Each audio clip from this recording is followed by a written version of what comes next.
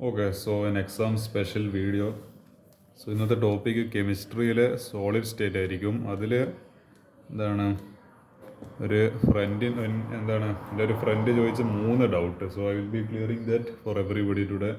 3 questions ആണ്. 3 important ആണെന്ന് വെച്ചാൽ 3 ഇമ്പോർട്ടൻ്റ് ആണ്. ഇതിൽ ലാസ്റ്റത്തെ ക്വസ്റ്റ്യൻ എക്സാമിന് എന്തായാലും ഈ പ്രാവശ്യം വരാൻ സാധ്യതയുള്ളൊരു ക്വസ്റ്റ്യൻ കൂടിയാണ്. സോ നമുക്കതിൽ നോക്കി നോക്കാം. So first question solid state. ഇതൊരു ന്യൂമറിക്കൽ ടൈപ്പ് ക്വസ്റ്റ്യൻ ആണ്. നമ്മൾ സോളിഡ് സ്റ്റേറ്റിലൊന്നും അധികം ന്യൂമറിക്കൽസ് ഇല്ല, പക്ഷേ ന്യൂമറിക്കൽസിൽ ഒരു ന്യൂമറിക്കലാണിത്. സോഡിയമിൻ്റെ എന്നെ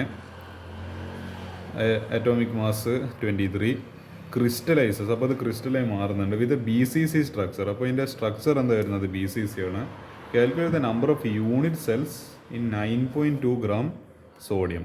സോ ഇവിടെ ഡാറ്റ തന്നിട്ടുണ്ട്. ഇവിടെ തന്നിരിക്കുന്നത് എത്രയോ എമൗണ്ട് ഓഫ് സോഡിയം തന്നിട്ടുണ്ട്. സോ അത് വെച്ചിട്ട് നമ്മൾ നമ്പർ ഓഫ് ആറ്റംസ് കണ്ടുപിടിക്കണം. നമുക്കറിയാം, നമ്മൾ 9ാം ക്ലാസ് മുതൽ മറ്റേ മോൾ കൺസെപ്റ്റ് എല്ലാം പഠിച്ചു വരുന്നുണ്ട്.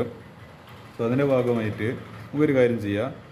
23 gram ഓഫ്, അതായത് 23 gram എന്ന് പറയുമ്പോൾ സ്റ്റാൻഡേർഡ് ആയിട്ട് പറയുകയാണെങ്കിൽ നമ്മൾ ഈ ആറ്റോമിക് മാസ് കണ്ടെയ്ൻസ് എത്ര number of atoms, Avogadro number of atoms. അതായത് ഒരു എലമെൻറ്റിൻ്റെ ആറ്റോമിക് നമ്പർ ദാറ്റ് കണ്ടെയ്ൻസ് ഇത്ര നമ്പർ 6.022 × 10⁻23 ആറ്റംസ്. അതായത് ഇപ്പം ഇങ്ങനെ പറയാം, ഇപ്പോൾ 10 മുട്ടക്ക് 100 റുപ്യ. അപ്പോൾ 10 എഗ്ഗിന് 100 റുപ്യ ആണെങ്കിൽ 100 റുപ്പീസാണ്. ഒരു എഗ്ഗിൻ്റെ പൈസ എങ്ങനെയാണ് നമ്മൾ കണ്ടുപിടിക്കുക? ഈ 100ന് ആദ്യം 10 വെച്ചിട്ട് ഇതിനെ വെച്ച് ഡിവൈഡ് ചെയ്യുക. അപ്പോൾ ഇത്ര 10 റുപ്പീസ് കിട്ടും. അതിൽ നിന്ന് എനിക്ക് ഒരു 5 മുട്ടേൻ്റെ വില കണ്ടുപിടിക്കണമെങ്കിലോ, ഇപ്പോൾ ഒരു 10 കിട്ടിയല്ലോ, ആ 10ന് 5 കൊണ്ട് മൾട്ടിപ്ലൈ ചെയ്യുക. എനിക്കൊരു 5.5 മുട്ടേൻ്റെ വേണമെങ്കിലോ, അല്ലെങ്കിൽ ഒരു 6.5, അതും 6.5 മുട്ട എന്നൊന്നും പറഞ്ഞില്ല, പക്ഷേങ്കിൽ അങ്ങനെ ഒരു സംഭവം ഉണ്ടെങ്കിൽ 6.5 മുട്ട വെച്ചെങ്കിൽ 10 × 6.5 65 റുപ്പീസ്. അതേ കോൺസെപ്റ്റ് ഇവിടെ യൂസ് ചെയ്യാൻ പോകുന്നത്. ആ ഒരു നമ്മൾ പീടികയിലൊക്കെ പണ്ട് പോകുമ്പോൾ ചോദിക്കും, 10 മുട്ടക്ക് എത്രയാണ് വില? 100 റുപ്യ. അപ്പോൾ എന്നിട്ട് പീടികക്കാരൻ നമ്മളെ മാത്സിൽ നമ്മൾ സ്ട്രോങ് ആണോ, ഈ പറഞ്ഞ അത്യാവശ്യം മാത്സൊക്കെ അറിയാം, ഗണിതം അറിയുമെന്നില്ല അറിയേണ്ടിയിട്ട് അവരൊരു ഇപ്പോൾ സ്ഥിരം ചോദിക്കുന്ന ചോദ്യമാണ്, 10 മുട്ടക്ക് 100 റുപ്യ ആണെങ്കിൽ ഒരു മുട്ടക്ക് എത്ര? അപ്പോൾ അങ്ങനെ പണ്ടെല്ലാം ക്വസ്റ്റ്യൻ ചോദിക്കുമ്പോൾ ഞാനിങ്ങനെ ആലോചിച്ചിരുന്നു, ഇതെങ്ങനെ ഇത് കണക്കൂട്ടോ, ഇത് കണക്കൂട്ടാൻ അറിയില്ലല്ലോ. സോ ആ ഒരു ബേസിക് ആയിട്ടുള്ള കാര്യമാണ്. അപ്പോൾ 23 സോഡിയം ആറ്റത്തിന് ഇത്രയാണെങ്കിൽ അപ്പോൾ 1 gram സോഡിയത്തിന് എത്രയായിരിക്കും? ഈ 6.022 × 10⁻23 ഡിവൈഡഡ് ബൈ ഈ 23. ഓക്കെ, അപ്പോൾ ഈ 23 കട്ടായി പോകുന്നില്ല, കാരണം ഇത് പവറിന് മുകളിലാണ്. അപ്പോൾ നമുക്ക് ഇനി ഈ number of atoms of 9.2 gram, അതായത് 1 ഗ്രാമിൻ്റെ സാധനം കിട്ടി. ഇനി നമുക്ക് 9.2 ആയാലും 10.2 ആയാലും 11.5 ആയാലും എന്തായാലും കണ്ടുപിടിക്കുമല്ലോ. നമ്മൾ ഈ വാല്യൂനെ വെച്ചിട്ട് ജസ്റ്റ് ഈ 9.2നെ മൾട്ടിപ്ലൈ ചെയ്താൽ മതി. ഏത് ലോജിക്ക്? ഈ ലോജിക്ക്. സോ അത് ചെയ്യുമ്പോൾ 6.022 × 10⁻23 ഇൻറ്റു 92 അല്ല 9.2 ഡിവൈഡ് ബൈ 23. ഇത് ചെയ്യുമ്പോൾ നമുക്ക് എത്ര നമ്പർ ഓഫ് ആറ്റംസ് കിട്ടുന്നുണ്ട്? 2.4088 × 10⁻23 ആറ്റംസ്. ഇനി എന്താ ചെയ്യേണ്ടത്? ഇനി നമ്പർ ഓഫ് യൂണിറ്റ്സ് അല്ലേ കണ്ടുപിടിക്കണമെങ്കിൽ ഈ കിട്ടിയ ടോട്ടൽ നമ്പർ ഓഫ് ആറ്റംസ് ആണ്. ഇത് ആകെപ്പാട് ടോട്ടൽ എത്ര ആറ്റംസ് ഉണ്ട്, അതിനെ ഏത് വെച്ച് ഡിവൈഡ് ചെയ്യണം? 2 വെച്ച് ഡിവൈഡ്. ഇത് 2 എന്ന് പറയുന്ന സംഭവം എന്താ? It is the effective number of the BC, അതായത് ആ സ്ട്രക്ചറിൻ്റെ എഫക്റ്റീവ് നമ്പറാണ്. അതായത് നമ്മൾ സിമ്പിൾ ക്യൂബിക്കിൽ Z, അത് നമ്മൾ എഫക്റ്റീവ് നമ്പറിനെ Z വെച്ചിട്ട് റെപ്രസെൻറ്റ് ചെയ്യുക. അപ്പോൾ എഫക്റ്റീവ്ലി എത്രത്തോളം കോൺട്രിബ്യൂഷൻ യൂണിറ്റ് സെല്ലിനുണ്ട്. അപ്പോൾ ഇതിൻ്റെ സിമ്പിൾ ക്യൂബിക്കിൻ്റെ കേസിൽ അത് 1 ആണ്, BCCൻ്റെ കേസിൽ അത് Z = 2 ആണ്. FCC face centred cubic, BCC എന്ന് പറഞ്ഞാൽ ബോഡി സെൻറ്റേഡ്, ഇത് സിമ്പിൾ ക്യൂബിക്ക്. പിന്നെ FCC എന്ന് പറഞ്ഞാൽ ഫേസ് സെൻറ്റേഡ് ക്യൂബിക്ക്. ഇതിൻ്റെ കേസിൽ ഇത് 4 ആണ്. സോ ഈ 2 വെച്ചിട്ട് നമ്മൾ എന്ത് ചെയ്യുക? ഇവിടെ ഡിവൈഡ് ചെയ്യുക. അപ്പോൾ നമുക്ക് എത്ര കിട്ടും? ഇത് ജസ്റ്റ് ഇതിലേക്ക് ഡിവൈഡ് ചെയ്താൽ മതി. 1.2044 × 10⁻23. This will be the final answer. ഇങ്ങനെയാണ് ഈ ക്വസ്റ്റ്യൻ ചെയ്യുക. ഇത് നല്ലൊരു numerical. Next one, a crystal of lead sulphite, അതായത് ലെഡ് 2 എന്ന് പറഞ്ഞിട്ടുണ്ട്, അതായത് Pb2s. Pb2s എന്ന് പറയുമ്പോൾ ഇത് -2 നിൽക്കും, ഇത് +1 ചാർജിലായിരിക്കും നിൽക്കുന്നുണ്ടോ. ഇത് ബേസിക്കലി ഒരു മെറ്റലാണല്ലോ. സോ പൊതുവിന് പോസിറ്റീവ് മെറ്റൽസിനൊക്കെ പൊതുവെ പോസിറ്റീവ് ചാർജ്. ഇത് sulphur, it's more of A P block element ആണ്. സോ ഇതിന് basically it will be more electro negative, ഈ ഒരു ചാർജ് ആയിരിക്കും എടുക്കും. അപ്പോൾ ഇത് +1 ഇത് -2ലേക്കും. ഓക്കെ, അപ്പോൾ സൾഫൈറ്റ് അല്ല, ഇതാ Pb+2 പ്ലസും S2 മൈനസ്, അതായത് ഇതിൻ്റെ ടോട്ടൽ ചാർജ് +2 ആണ്, പക്ഷേ ഇതിൻ്റെ ഒന്നിൻ്റെ ചാർജ് +1 ആണ്. സോ യെസ്, NaCl, അതായത് ഇതിൻ്റെ സ്ട്രക്ചർ എന്ന് പറയുന്നത് നമ്മളിപ്പോൾ SC ആണോ അല്ലെങ്കിൽ BCC ആണോ അല്ലെങ്കിൽ FCC ആണോ, അതിങ്ങനെ കണ്ടുപിടിക്കുക. അവരിങ്ങനെ ഡയറക്റ്റ് ആയിട്ട് FCC ആണോ സിമ്പിൾ ക്യൂബിക് ആണോ ബോഡി സെൻറ്റേഡ് ഒന്നും പറയില്ല. ഇതിന് ഏത് സ്ട്രക്ചറുമായിട്ട് സിമിലാരിറ്റി ഉണ്ടെന്ന് അറിയില്ലല്ലോ. NaCl സിമിലാരിറ്റി ഉണ്ടെന്ന് പറഞ്ഞിട്ടില്ലോ. അപ്പോൾ അങ്ങനത്തെ കേസിൽ നമ്മൾ എന്താണ് NaCl സ്ട്രക്ചർ ഈ പറഞ്ഞ എന്താണ് അതെന്താണെന്നുള്ളത് കണ്ടുപിടിക്കേണ്ടതായിട്ടുണ്ട്. സോ NaCl സ്ട്രക്ചർ എന്താണെന്ന് അറിയുന്ന ഒരാൾക്ക് ഇതുമായിട്ട് ഇത് ഇക്വേറ്റ് ചെയ്യാൻ പറ്റുള്ളൂ. സോ അതിനെ ക്വസ്റ്റ്യൻ ബാക്കി വായിക്കാം. കാരണം ഇത് വെച്ചിട്ടാണ് ഇതിന് ആക്ച്വലി ഇമ്പോർട്ടൻസ് ഉണ്ടോ എന്ന് ചോദിച്ചാൽ ഈ സെൻറ്റൻസിന് ഇമ്പോർട്ടൻസ് ഉണ്ട്. ഇത് വെച്ചിട്ടാണ് നമ്മൾ ഏത് ഇക്വേഷൻ അല്ല ഏത് റിലേഷനാണ് യൂസ് ചെയ്യേണ്ടതെന്നല്ല നമ്മൾ തീരുമാനിക്കുന്നത്. അപ്പോൾ ക്വസ്റ്റ്യനിൽ ബാക്കി വായിക്കാം. In this structure the shortest distance between Pb2+ and ഈ പറയുന്ന എന്താണ് S2 മൈനസ് അയോണിസ് ഇത് എത്ര 297 പൈക്കോമീറ്റർ. എനിക്ക് തോന്നുന്നു 10⁻⁻12 ആണെന്ന് തോന്നുന്നുണ്ട് മീറ്റർ. അപ്പോൾ what is the length of the എന്താണ് എഡ്ജ് ലെങ്ത് കണ്ടുപിടിക്കണം. A എന്ന് പറയുന്ന ക്വാണ്ടിറ്റി ഓഫ് എന്താണ് ഈ പറയുന്നത് എന്താണ് ലെഡ് സൾഫൈഡ് അതന്നെ Pb2s ഓൾസോ കാൽക്കുലേറ്റ്. അതായത് ഇത് ഇപ്പോൾ A കിട്ടിക്കഴിഞ്ഞാൽ അത് വെച്ചിട്ട് നമുക്ക് എന്ത് കണ്ടുപിടിക്കാം, യൂണിറ്റ് വോളിയം കണ്ടുപിടിക്കാം. എങ്ങനെ കണ്ടുപിടിക്കാം, A³ എടുത്താൽ മതി.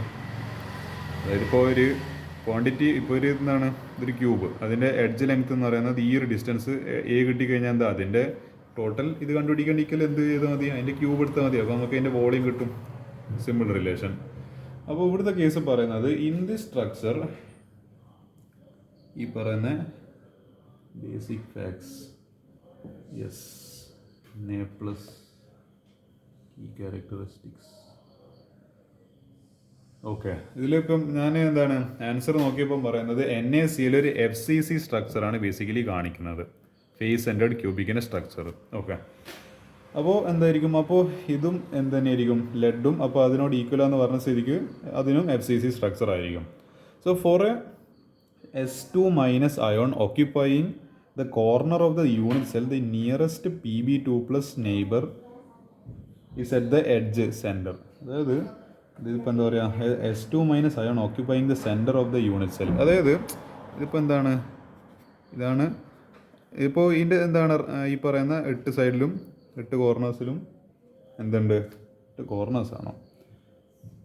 ഓക്കെ, അത് FCCൻ്റെ സ്ട്രക്ചറാണെന്ന് തോന്നുന്നില്ല. അതായത് FCCൻ്റെ സ്ട്രക്ചറിൽ പറയുമ്പോൾ അതായത് ഓരോ ഇത് ഫേസിൻ്റെയും സെൻറ്റർ 1 2 3 4 5 6 അപ്പോൾ 6 ഇതുണ്ട്. പിന്നെ കറക്റ്റ് നടുവിലുണ്ട്. അപ്പോൾ ഈ നടുക്കത്തെ എലമെൻ്റാണ് S2 മൈനസ്, അതാണ് ആനിയോൺ. ബാക്കിയെല്ലാം കാറ്റയോൺസ് ആണ്. ഈ ബാക്കി ഈ ഫേസ് സെൻറ്റേർഡ് വരുന്നൊക്കെ കാറ്റയോൺസ് ആണ്. നമ്മളെ Pb2+ that will be the cation. നടുക്കത്ത് വരുന്ന സാധനം anion. So the nearest Pb2+ is at the edge centre. അപ്പോൾ ഇത് ഫേസ് സെൻറ്ററാണ്. ഇതാണ് നമ്മൾ S2 മൈനസ് എങ്കിൽ ഇവിടെ BCC അല്ല നമ്മളെ ലെഡ് ഉണ്ട് എന്ന് വിചാരിക്കുക. ഇപ്പോൾ ഇത് കണ്ടോ, ഈ ഒരു ഡിസ്റ്റൻസ് ആണെന്നുണ്ടോ, അതായത് ഇവിടുത്തെ മുതൽ ഇവിടുത്തെ വരെ ഈ ഡിസ്റ്റൻസ് എത്രയാണെന്ന് പറഞ്ഞിട്ടുണ്ട്. ഷോർട്ടസ്റ്റ് ഡിസ്റ്റൻസ്, അതായത് നമ്മളിപ്പോൾ ഷോർട്ടസ്റ്റ് നോക്കുവാണെങ്കിൽ എല്ലാം ഓൾമോസ്റ്റ് ഈക്വൽ ഡിസ്റ്റൻസ് ആണ്. ഏറ്റവും ഷോർട്ടസ്റ്റ് ആയിട്ടുള്ള ഈ ഒരു ഏറ്റവും കുഞ്ഞ ഡിസ്റ്റൻസ് നോക്കുകയാണെങ്കിൽ 297 പൈക്കോമീറ്റർ. എന്തായാലും ആറ്റംസിനെ പറ്റിയാണ് നമ്മൾ ഡിസ്കസ് ചെയ്യുന്നത്. അപ്പോൾ ഇത്ര കുഞ്ഞ ഡിസ്റ്റൻസ് ഒക്കെ ഉണ്ടാവുള്ളൂ. 297 പൈക്കോമീറ്റർ ആണ് ഇവർ തമ്മിലുള്ള മാക്സിമം കുറഞ്ഞ ഡിസ്റ്റൻസ് എന്ന് പറയുന്നത്. ഏറ്റവും മിനിമം ഡിസ്റ്റൻസ് അതാണ്. So shortest distance 297 picometre. അപ്പോൾ എഡ്ജ് ലെങ്ത് കിട്ടണമെങ്കിൽ അതിൻ്റെ ഡബിൾ എടുത്താൽ മതി. So we need to just take double of it. So 2 × 297 picometre. അപ്പോൾ അത് എത്ര വരും, 2 × സാധനം 594 പൈക്കോമീറ്റർ. അതിനെ നമ്മൾ മാറ്റുമ്പോൾ അതിൻ്റെ ഒരു കൺവേർഷൻ ചെയ്യുകയാണെങ്കിൽ 5.94 × 10⁻⁻8 സെൻറ്റിമീറ്റർ. സെൻറ്റിമീറ്റർ 10⁻⁻2 എത്രയാണ്, -2 അല്ല.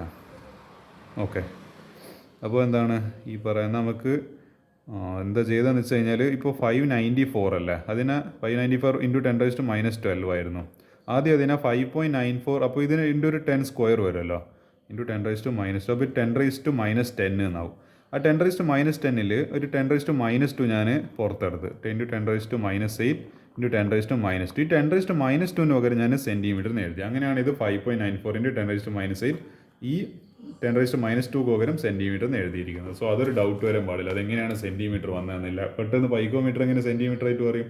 ഞാൻ ആ 10⁻⁻2 എന്നുള്ള ഫാക്ടർ അതൊന്ന് ആ ഓർഡറിലുള്ള മാഗ്നിറ്റ്യൂഡ് പുറത്തെടുത്തുകൊണ്ടാണ്. അപ്പോൾ A നമുക്ക് കിട്ടി എത്ര, FCCൻ്റെ കേസിൽ നമ്മൾ അങ്ങനെ ജസ്റ്റ് ഡബിൾ എടുത്താൽ മതി. സോ A നമുക്ക് കിട്ടി ഈ 5.94 ഈ സംഭവം. ഇനി വോളിയം കിട്ടണമെങ്കിലോ എന്നും ചെയ്യേണ്ട, A കിട്ടിയ സ്ഥിതിക്ക് ഇനി അതിൻ്റെ ക്യൂബ് എടുത്താൽ മതി. V = A³. ഇതിന് ക്യൂബ് എടുത്തു കഴിഞ്ഞാൽ ഒരു വാല്യൂ കിട്ടും 2.096 × 10⁻⁻22. 22 ആണോ? Yes, 22 centimetre cube. ഇത് സെൻറ്റിമീറ്റർ ആണ്, എൻ്റെ cube, centimetre cube. This will be the final answer. അടുത്തത് മൂന്നാമതൊരു ക്വസ്റ്റ്യൻ. എക്സ്പ്ലെയിൻ ദ അപ്പാരൻറ്റ് ഇതാണ് ഞാൻ പറഞ്ഞത് വരാൻ സാധ്യതയില്ല ഒരു ക്വസ്റ്റ്യൻ എന്ന് പറയുന്നത്.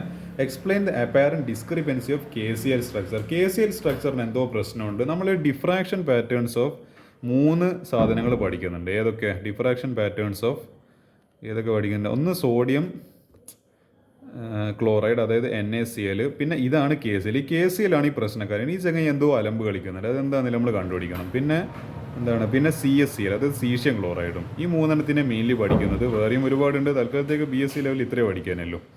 KClൻ്റെ കേസിൽ എന്താ സംഭവിക്കുന്നത്?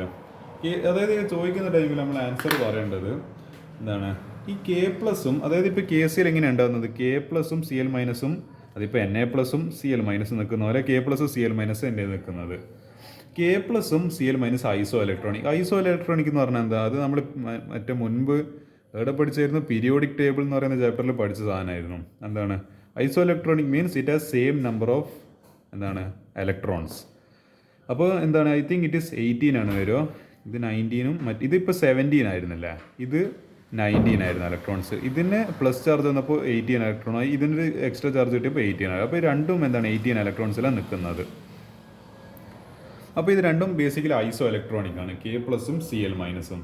പിന്നെ നമ്മൾ ഡിഫ്രാക്ഷൻ പാറ്റേൺസിൽ നോക്കുന്ന ടൈമിൽ എന്താണ്, നമ്മൾ ഒരുപാട് പ്ലെയിൻസ് കൺസിഡർ ചെയ്യുന്നുണ്ട്. ഏത് യൂണിറ്റ് പ്ലെയിനിൽ? ഇപ്പോൾ 110 എന്ന് പറയുന്ന പ്ലെയിന്, പിന്നെ ഇപ്പോൾ പറഞ്ഞ 110 കഴിഞ്ഞാൽ 101, അതേപോലെ 111 അങ്ങനെ പറഞ്ഞിട്ട് നമ്മൾ പിന്നെ എന്താ, പിന്നെ നമ്മൾ 220, പിന്നെ 330 അങ്ങനെ പറഞ്ഞിട്ട് ഒരുപാട് പ്ലെയിൻസ് നമ്മൾ കൺസിഡർ ചെയ്യുന്നുണ്ട്.